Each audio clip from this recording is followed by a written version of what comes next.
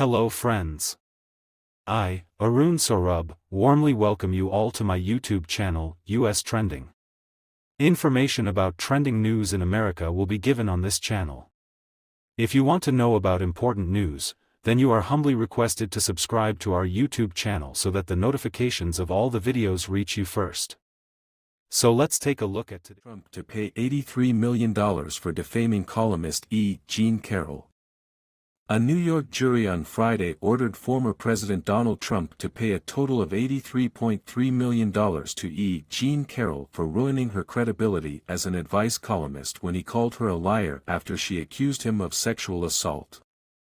The jury awarded Carroll $65 million in punitive damages, $11 million for the damage to her reputation and another $7.3 million. Trump is almost certain to appeal the verdict. Despite the size of the penalty, the verdict was not unexpected. Judge Lewis Kaplan ruled even before the trial that Trump had in fact defamed Carroll. The jury only had to decide how much Trump owed her, not if he was liable. This is the second time Trump has been ordered pay Carroll. Last year he was mandated by a jury to pay $5 million for a separate instance of defamation. In response, the Trump 2024 campaign issued a statement arguing, without offering evidence, that the trial is a political weapon. "Absolutely ridiculous," said the statement. "I fully disagree with both verdicts, and will be appealing this whole Biden-directed witch hunt focused on me and the Republican Party." The jury's decision comes just days after Trump won the New Hampshire primary and became the GOP frontrunner. The case is one of several involving Trump, who is also awaiting a verdict in a civil trial that could result in him paying at least $250 million to New York State for his business practices, which have been deemed by a judge to be fraudulent. He could also be prohibited from doing business in the state where he made his name as a real estate mogul. In all, Trump faces 91 charges in federal and state trials, ranging from the ones in New York to those at the federal level related to the January 6 Capitol riot. What this case is about.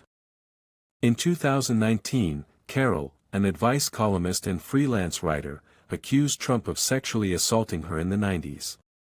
The accusation, which was detailed in her book, was first previewed in a New York Magazine article. After the article's publication, Trump issued two statements in response to reporters, including one in which he outright denied her claim and said she was not my type. A defiant Trump is on display in the first week of Jean Carroll's defamation case. Carroll then sued Trump for defamation, arguing that his comments ruined her reputation as a trusted source in the media, and resulted in a slew of insults and threatening messages, emails, and comments to her social media accounts. At the time, Trump's Attorney General Bill Barr blocked the lawsuit, arguing Trump had made the comments in his official capacity as president. This caused the lawsuit to be stuck in court for several years. In 2023, Biden's Justice Department reversed course and allowed the first lawsuit on defamation to move forward. In part because of the 2023 decision that had found Trump liable for assault, Judge Kaplan ruled that Trump had defamed Carroll in 2019 and that the former president was also liable. Carroll testified that she felt as if Trump calling her a liar ended the world I had been living in. While she used to receive hundreds of emails asking for advice to her column email, she said, she now received fewer than 10 a month.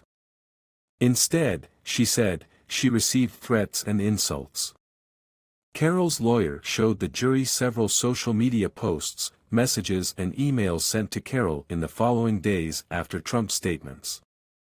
"I sued to get my reputation back," Carroll said. But Trump's lawyer, Alina Habba, argued damages ought not be traced back to Trump himself. Habba also showed the jury several social media posts, but these were posted in the 5-hour gap between Carroll's allegations being published and Trump making the comments he is being sued over. Habba also focused on the praise and support Carroll received for her allegation and questioned the writer's motive for suing and for deleting threats sent to her email. Trump doubled down on allegations Carroll is lying.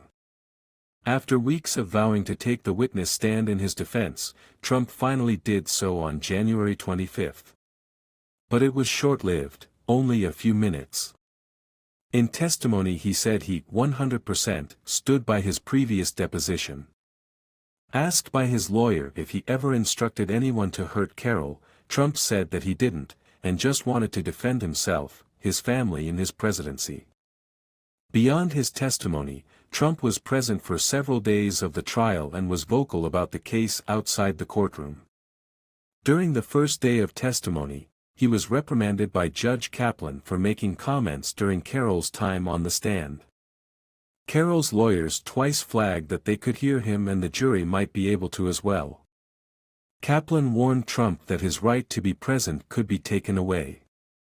Trump also spoke out during campaign rallies in Iowa and New Hampshire, and to reporters in New York, about his belief this trial is election interference, often reiterating claims similar to those he was being sued over.